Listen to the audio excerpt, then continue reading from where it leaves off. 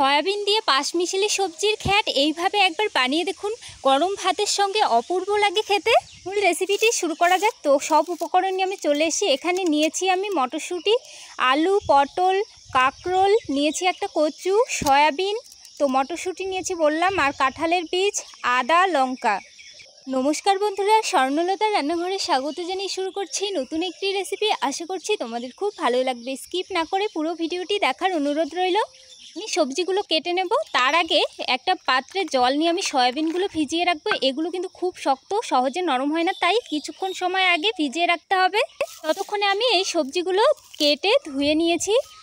আলুগুলো এরকম দুটুকরো নিয়েছি, আর পটলগুলো এরকম কোনাচে করে কেটে নিয়েছি, আর কচুগুলো এরকম ডাইস করে কেটে নিয়েছি, আর কাঁকরোলগুলো এরকম 4 টুকরো করে নিয়েছি, আর কাঁঠালের বীজগুলো স্লাইস করে কেটে নিয়েছি, আর মটরশুঁটিগুলো তো সেদ্ধ করে নিয়েছি।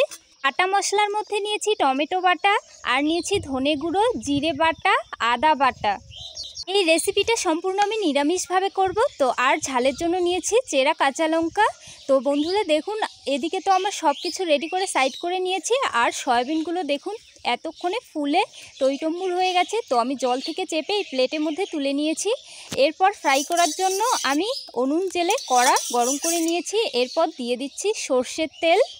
তেলের মধ্যে দিয়ে দেব হাফ চামচ হলুদ গুঁড়ো, আর দিয়ে দেব হাফ চামচ নুন। তো স্বাদ অনুযায়ী ব্যবহার করতে হবে। তো আমার এখানে হাফ চামচ পরিমাণ লেগেছে। খুব ভালো করে একটু মিশিয়ে নেব। এরপর দিয়ে দেব জল চেপে রাখা সয়াবিনগুলো। খুব ভালো করে মিশিয়ে সয়াবিনগুলো ভেজে নেব। চ্যানেলে আজকে যারা নতুন বন্ধু রয়েছে, অবশ্যই ইউটিউব থেকে দেখলে আমার চ্যানেলটি সাবস্ক্রাইব করে প্লিজ আমার পাশে থাকবেন, আর ফেসবুক পেজ থেকে দেখলে পেজটিকে ফলো করে আমার পাশে থাকবেন প্লিজ। আমার সয়াবিন ভাজা হয়ে গেছে। এরকম কালার এলেই কিন্তু নামিয়ে নিতে হবে। আমি একটা পাত্রে নামিয়ে নিয়েছি। ওই কড়াই আমি আরেকটু সর্ষের তেল দিয়ে এরপর প্রথমে আলু দিয়ে দেব, আর কাঁঠালের দানাগুলো দিয়ে একটু ফ্রাই করে নেব। 50% মতো ভাজা হয়ে গেলে আমি বাকি সবজিগুলো দিয়ে ভেজে নেব হালকা করে। এই সবজির গায়ে যে কাঁচা গন্ধ রয়েছে, এই কাঁচা গন্ধটা কিন্তু চলে যাবে। আর কচু অনেকেরই গলায় একটু কুটকুট করে থাকে, তো এই কুটকুটে ভাবটাও কিন্তু চলে যাবে এইভাবে ভেজে নেওয়ার পর। বিভিন্ন ধরনের বিভিন্ন একটা গন্ধ রয়েছে নিজস্ব, তো এই গন্ধগুলো এইভাবে ভেজে নিলে কিন্তু অনেকটাই কমে যায়। লবণ বা হলুদ গুঁড়ো ছাড়াই কিন্তু এভাবে হালকা করে ভেজে নামিয়ে নিতে হবে। আমি 4 থেকে 5 মিনিট মতো ভেজে নিয়েছি। তো এই থালার মধ্যে নামিয়ে সাইড করে রাখলাম। এরপর ওই কড়াই সর্ষে তেল দিয়ে ফোড়নে গোটা জিরে, এরপর টমেটো বাটা, জিরে বাটা, ধনে গুঁড়ো আর আদা বাটা দিয়ে খুব ভালো করে একটু কষিয়ে নেব। সামান্য জল দিয়ে দিলাম যেন কড়ার নিচে লেগে না যায়।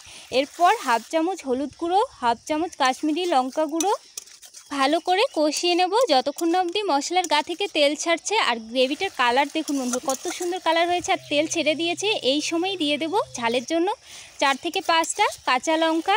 ঝালের পরিমাণটা তোমরা পছন্দ মতো দিয়ে দেবে। এরপর ভেজে রাখা সবজিগুলো আমি দিয়ে আবারও ভালো করে মিশিয়ে নেব, আর একই সাথে দিয়ে দেব স্বাদ অনুযায়ী লবণ।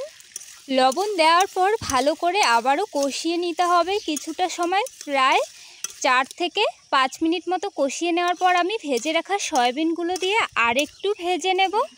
আর কড়ার তলায় লেগে গেলে অবশ্যই হালকা করে কিন্তু জল দিয়ে একটু মিশিয়ে 5 মিনিট মতো ঢাকা দিয়ে দেবে।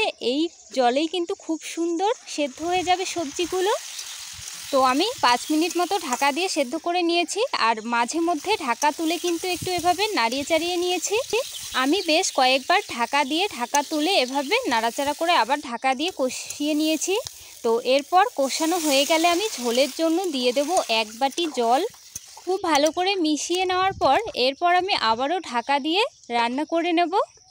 6 থেকে 7 মিনিটের মতো ঝোল আমি ফুটিয়ে নিয়েছি, আর ঢাকা তুলে নেওয়ার পর দেখুন কত সুন্দর ফুটেছে সবজিগুলো, আর জলও কিন্তু অনেকটা কমে গেছে। এরপর নামানোর আগে আগে দিয়ে দেব গরম মশলা। তো তোমরা কিন্তু চাইলে ঘি দিতে পারো, তো আমার হাতের কাছে ছিল না তাই আমি দিইনি। তো তোমরা অবশ্যই ঘি দেবে। যে কোনো নিরামিষ সবজি কিন্তু ঘি দিলে অবশ্যই খেতে এর টেস্টটা আরও বেশি হবে। আমি একটা প্লেটে তোমাদের সার্ভ করে দেখালাম। তোমাদের কেমন লাগলো অবশ্যই কমেন্ট করে জানিও, আর কতটা দুর্দান্ত লোভনীয় হয়েছে আশা করি তোমরা দেখেই বুঝতে পারছো। গরম গরম ভাতের সঙ্গে খেতে কিন্তু অপূর্ব লাগে। আজকের ভিডিওটি এখানেই শেষ করছি, আবারও দেখা হবে নেক্সট পর্বে। ততক্ষণে প্রিয় বন্ধুরা ভালো থেকো, সুস্থ থেকো, আর ভিডিওটি দেখার জন্য ধন্যবাদ।